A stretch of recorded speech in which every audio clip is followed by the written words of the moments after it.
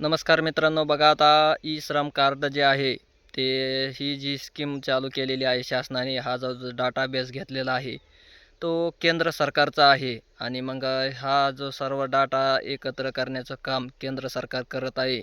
आणि ते एक विशिष्ट कंपन्यामार्फत काय केला जातो, डाटा जमा केला जातो आणि तो मग काय केला जातो, जतन केला जातो. आणि मग त्या डाटा जो आहे, मग त्या डाट्यामध्ये मग आपण सामान्य माणसाने जे कामगार लोक आहेत आणि अनेक प्रकारच्या ह्याच्यामध्ये फील्डमध्ये बरेच कामगार काम करत असतात.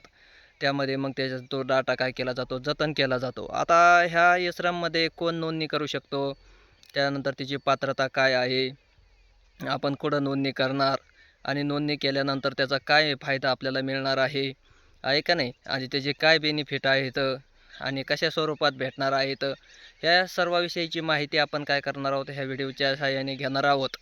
तत्पूर्वी तुम्ही ह्या यूट्यूब चॅनलला आपल्या लाईक आणि सबस्क्राईब केलं नसेल तर लाईक आणि सबस्क्राईब करून ठेवा. मग येणारे नवनवीन व्हिडिओ जे आहेत, जी माहिती आहे ती काय होणार आहे, आपल्यापर्यंत पोहोचणार आहे. पोहोचवण्यासाठी मग आपल्या व्हिडिओला लाईक करून ठेवल्यानंतर ती माहिती आपणास पोहोचण्यास सोपी जाईल.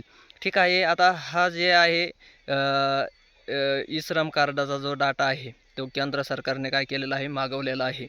आणि मग त्याच्यामध्ये त्यांची एक जनरल वेबसाईट आहे. त्या वेबसाईटवरही आपण काय करू शकतो, रजिस्ट्रेशन करू शकतो. आणि त्यानंतर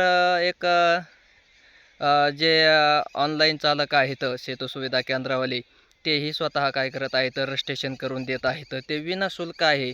फ्रीमध्ये काय केलं जातं, तुमचं रजिस्ट्रेशन केलं जातं. आता बऱ्याच कामगारांना वाटत असेल की आपण रजिस्ट्रेशन करून काय त्याचा उपयोग आहे आणि मग त्याचा कधी बेनिफिट मिळणार, त्याचं काय आहे, केव्हा त्याच्यापासून कधी फायदा होणार आपल्याला आहे का नाही, अशा शंका कुशंका कामगाराच्या मनामध्ये येत असतात.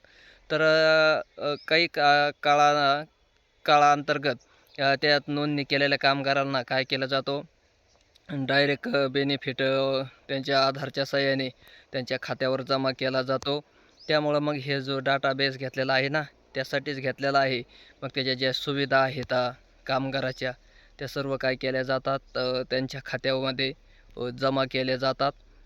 ते ह्याच्या सहाय्याने त्यांना एक युनिक आय डी दिला जातो, एक नंबर दिला जातो आणि त्या नंबरच्या सहाय्याने मग काय केलं जातो, ज्या सुविधाचा लाभ आहे ना, ते काय करता येतो कामगारांना त्याच्या सुविधेमार्फत, म्हणजे ह्या योजनेमार्फत काय केला जातो, दिला जातो. मग तुमचं इन्शुरन्स असेल, त्यानंतर आणखीन अनेक असे योजना असतील, आरोग्यविषयकच्या योजना आहेत ते असतीलच. ठीक आहे, ते आपण सर्व काय होणार आहोत, पुढं पाहणारच आहोत.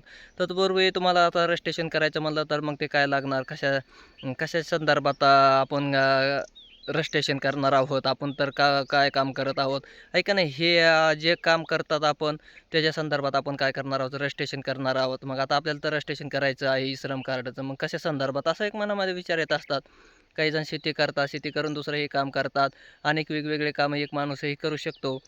त्यामुळं मग आपल्याला एक नोंदणी करणाऱ्याची एक अवस्था काय असते, थोडीशी अस्तव्यस्त झालेली असते. त्यामुळं मग आपल्याला जे करायचं आहे नोंदणी, तुम्ही जे काम करतात, मग शेतीविषयक असेल तर काही अडचण नाही. त्यानंतर मग तुमचं काही दुकानं असेल, काही तुम्ही ड्रायव्हिंग करीत असाल, त्यानंतर काही तुमचा एखादा बिझनेस असेल, हॉटेल असेल, आहे का नाही, तुम्ही मग बांधकाम क्षेत्रामध्ये काम करत असताल, एखादा बिल्डर असेल, ठीक आहे ना, असे वेगवेगळ्या प्रकारचे जे क्षेत्र आहेत त्या क्षेत्रामध्ये आपण जे काम करतो त्याची नोंदणी त्याचं काय केली जाते, डाटाबेस एकत्र केला जातो, नोंदणी करून घेतली जाते. आणि मग तुम्हाला सुविधा काय होत असतात त्याच्यामार्फत दिल्या जातात. तर ते नोंदणी करण्यासाठी तुम्हाला आधार नंबर लागतो, आधार कार्ड, बँक पासबुक, त्यानंतर मोबाईल नंबर, कारण आधारला मोबाईल नंबर जो लिंक आहे तो तिथं काय केला जातो, लागतो. आणि काही तुमचं जर कॅटेगरीमध्ये असाल तर कॅटेगरीचं काही प्रमाणपत्र लागतं, पण असलं तरी चालतं आणि नसलं तरी काही अडचण नाही. मग तुम्ही एखाद्या क्षेत्रामध्ये अनुभव घेतलेला आहे, त्या क्षेत्रातला अनुभवाचं एखादं प्रमाणपत्र जर असेल तर चालतं, नसेल तर नसलं तरी काही अडचण नाही. नसलं तरी तुमची नोंदणी काय होते, सहजासहजी होते. मग तुम्ही नोंदणी करायची असेल तर जवळच्या सेतू सुविधा केंद्रामध्ये जाऊ शकता आणि तिथल्या जाऊन तुम्ही काय करायचं आहे, फ्रीमध्ये विनाशुल्क नोंदणी आहे.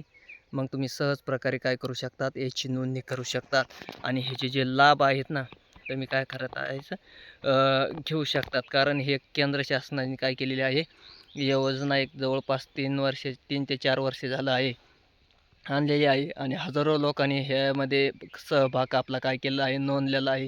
ह्यामध्ये वेगवेगळ्या प्रकारच्या पेन्शन योजना आहेत, अपघाती विमा आहे, त्यानंतर आणखीन आरोग्यविषयक सुविधा आहेत. अशा अनेक प्रकारच्या सुविधा काय केल्या जातात केंद्र सरकारमार्फत.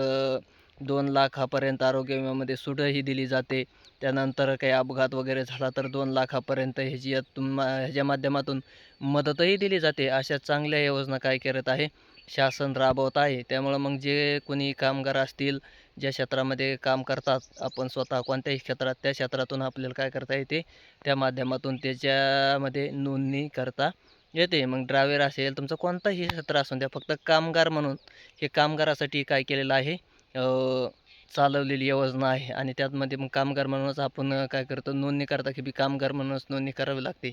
तुमचं ड्रायव्हिंग असेल, कोणतंही क्षेत्र असू द्या, तुमचं भाजी विक्रेते असतील, कोणतंही असू द्या, त्यामध्ये एक कामगार म्हणूनच तुमची गणना केली जाते आणि ते कामगार म्हणूनच काय केली जाते, नोंद घेतली जाते. मग एखाद्याला पान ठेलावाला असेल, पान टपरी म्हणतो आपण, त्याचीही नोंदणी केली जाते. चहा हॉटेलवाले असतील, आहे की नाही, कोणी डॉक्टर असेल, असे वेगवेगळ्या प्रकारचे तुम्ही ज्या क्षेत्रामध्ये काम करतात, कृषी असेल, आहे की नाही, शेतामध्ये एखाद्याची स्वतःची शेती असते, दुसऱ्याचा असतो, एखाद्याचा बिझनेस असतो, एखाद्याचं बांधकामामध्ये, आहे की नाही, मिस्त्रीच्या हाताखाली काम करत असतात. असे वेगवेगळ्या प्रकारचे वेगवेगळे हे एक उदाहरण सांगितलं तुम्हाला की अशा प्रकारचे जे कामगार आहेत त्यांची नोंदणी इथं केली जाते. मग तुमचं गवंडी कामगार असेल, म्हणजे गवंडी असेल म्हणजे घर बांधणारा, तोही त्याच्यामध्ये काय करू शकतो, काम करू शकतो. अशा वेगवेगळ्या प्रकारच्या योजना याच्यामध्ये आहेत. त्याचा लाभ तुम्ही काय करू शकतात, नोंदणी केल्यानंतरच फक्त काय होता येतं, तुम्हाला लाभ घेता येतो. नसता विना नोंदणीचा घेता येत नाही. आणि 18 ते 60 वयोगटातील सर्वच लोक काय करू शकतात, तुम्ही याच्यामध्ये नोंदणी करू शकता. ज्यांचे वय 18 वर्षाच्या पुढून आहे आणि वयाचे 60 वर्षापर्यंत तुम्ही काय करायचे आहे, याच्यामध्ये नोंदणी करायची आहे. ज्यांना काही नोंदणी करायची जर इच्छा असेल, ते जवळच्या सेतू सुविधा केंद्रामध्ये जाऊन आपल्या ह्याची नोंदणी करू शकतात. काही अडचण आले तर डिस्क्रिप्शनमध्ये आपला मोबाईल नंबर दिला आहे, त्याच्यावर कॉन्टॅक्ट करू शकतात. किंवा मग कमेंट बॉक्समध्ये थोडीशी कमेंट करा, तुम्हाला सगळं व्यवस्थित सोल्युशन सांगितलं जाईल. धन्यवाद.